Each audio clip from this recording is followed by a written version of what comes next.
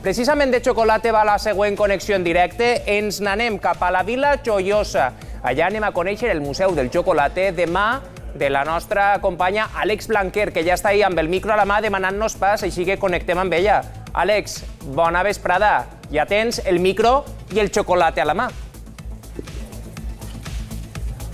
Sí, Joan, ja tinc el meu xocolate a la tassa que m'han preparat així, i és que ens hem vingut a la Vila Joiosa, que és la cuna del xocolate, i precisament estem en una de les 3 fàbriques que segueixen en peu així a la vila, que és Xocolates Pérez. Fixeu-se quina varietat de xocolates tenim així a la seva botiga museu. I anem a conèixer en exclusiva, per supost, el seu propietari, que per supost, quants anys fa que teniu així la fàbrica? Des del 1892. Caram. Sí, Com ha canviat? Des de 1892. Com ha canviat el panorama? Sí, ha canviat prou. Entonces, pues, es feia quasi tot a mà. Avui no, avui hi ha molta maquinària i seguim treballant. Sí que voldríem saber com es feia el xocolate abans. Així teniu una mostra d'aixes maquinàries, d'aixes ferramentes que utilitzàveu abans. Com es feia abans el xocolate? Perquè tu has estat ahí des de ben a prop, no? Sí, després de conxar-lo, el xocolate, de refinar-lo i conxar-lo, es pesava, es donava el punt i anaven tallant, ahí veu una dona que va tallant el xocolate i va pesant-lo en el pes. Després l'agarrava l'altre que estava al costat, el remenava en la mà i la ficava en les motlles. I així tenim els papers antics, no? Este era un xocolate de canella. De canella, sí. Que xulo. Això de canella. I què feu? Que després el marcàveu amb això, no? I una volta remenat, el pegaven ahí dins i anaven remenant-lo per allisar-lo.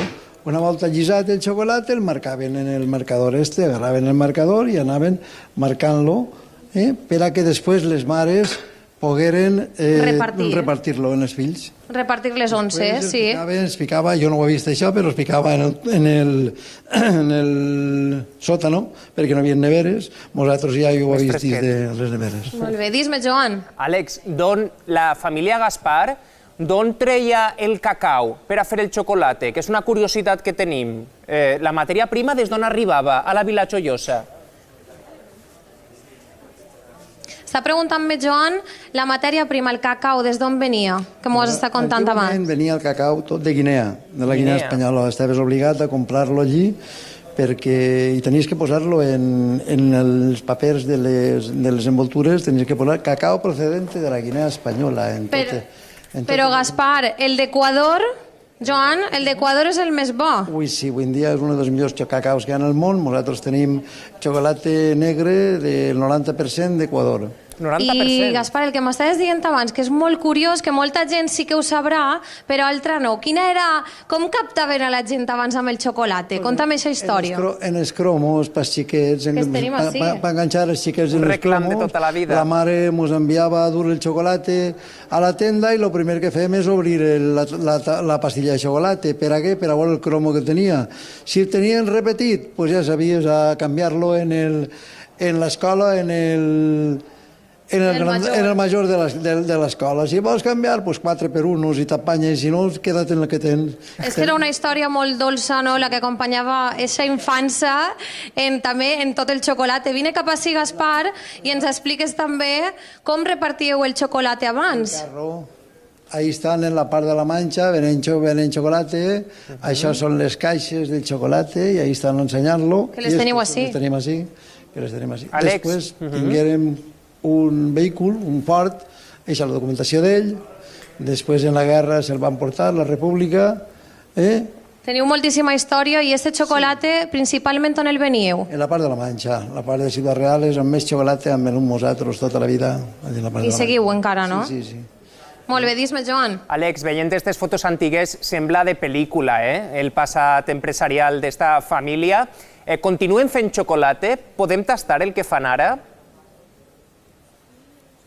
Ui, clar que sí, que continuen fent xocolate i per suport que són els únics de la vila que tenen el xocolate artesà, perquè mireu quina varietat tenim ací per a que es prove, perquè és el que dius tu, Gaspar, que tu vols que la gent vinga ací i que prove abans de comprar. I és molt bonic el provar-lo i saber lo que t'endús, perquè quan anem a un gran hipermercat agarres una caixa que és preciosa, t'enamores de la caixa, quan arribes a casa dius tu, bueno, què compro jo? Quan te ho proves. Provant-lo te'n vas tranquil i te'n vas content. Joan, jo he provat el de la tassa que m'han fet, que és este d'ací, Que que és bo, este xocolata en que pols bo. d'ací.